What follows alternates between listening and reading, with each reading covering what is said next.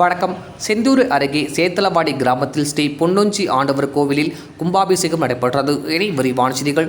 அரியலூர் மாவட்டம் செந்தூர் அருகே சேத்தலவாடி கிராமத்தில் இருந்தருளி அருள்பாலித்து வரும் ஸ்ரீ பூர்ண புஷ்ப கலா சமிதி பொன்னொஞ்சி ஆண்டவர் கோவில் கடந்த 100 ஆண்டுகளுக்கு முன்பு கட்டப்பட்ட பழமையான கோவிலாகும். தற்போது பின்னர் கோவிலில் பூர்ணடிப்பு பணிகள் நடைபெற்று அதிர்ஷ்டபந்தன் மகா கும்பாபிஷேகம் இன்று நடைபெற்றது.